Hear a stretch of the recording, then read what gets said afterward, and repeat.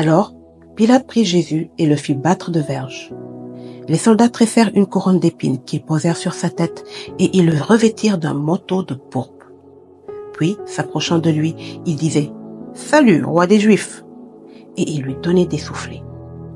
Pilate sortit de nouveau et dit aux Juifs « Voici, je vous l'amène dehors, afin que vous sachiez que je ne trouve en lui aucun crime. » Jésus sortit donc, portant la couronne d'épines et le manteau de pourpre. Et Pilate leur dit « Voici l'homme !» Lorsque les principaux sacrificateurs et les huissiers le virent, ils s'écrièrent « Crucifie, crucifie !» Pilate leur dit « Prenez-le vous-même et crucifiez-le, car moi, je ne trouve point de crime en lui. » Les Juifs lui répondirent « Nous avons une loi, et selon notre loi, il doit mourir, parce qu'il s'est fait fils de Dieu. » Quand Pilate entendit cette parole, sa frayeur augmenta. Il rentra dans le prétoire et il dit à Jésus « D'où es-tu » Mais Jésus ne lui donna point de réponse. Pilate lui dit « Est-ce à moi que tu ne parles pas? Ne sais-tu pas que j'ai le pouvoir de te crucifier et que j'ai le pouvoir de te relâcher ?» Jésus répondit « Tu n'aurais sur moi aucun pouvoir s'il ne t'avait été donné d'en haut. C'est pourquoi celui qui me livre à toi commet un plus grand péché. » Dès ce moment, Pilate cherchait à le relâcher. Mais les Juifs criaient « Si tu le relâches, tu n'es pas ami de César. Quiconque se fait roi se déclare contre César. » Pilate, ayant entendu ces paroles, amena Jésus dehors, et il s'assit sur le tribunal au lieu appelé le pavé, et en hébreu Gabata. C'était la préparation de la Pâque, et environ la 6e heure.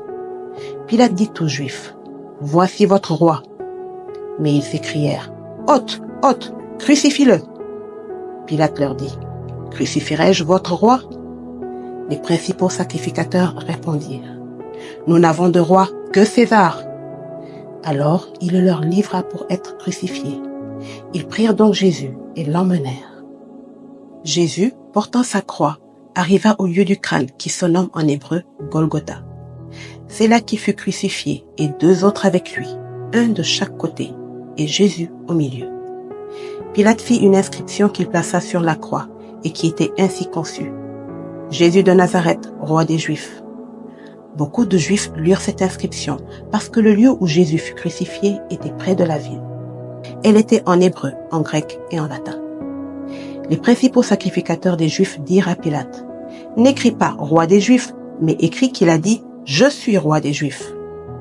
Pilate répondit « Ce que j'ai écrit, je l'ai écrit. » Les soldats, après avoir crucifié Jésus, prirent ses vêtements et ils en firent 4 parts, une part pour chaque soldat.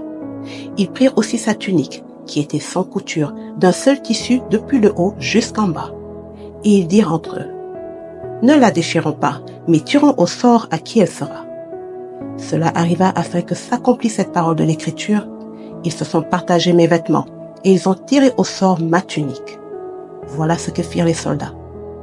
Près de la croix de Jésus se tenaient sa mère et la sœur de sa mère, Marie, femme de Clopas, et Marie de Magdala. Jésus, voyant sa mère et auprès d'elle le disciple qu'il aimait, dit à sa mère « Femme, voilà ton fils. » Puis il dit au disciple « Voilà ta mère. » Et dès ce moment, le disciple l'a pris chez lui. Après cela, Jésus, qui savait que tout était déjà consommé, dit, afin que l'écriture fût accomplie « J'ai soif. » Il y avait là un vase plein de vinaigre.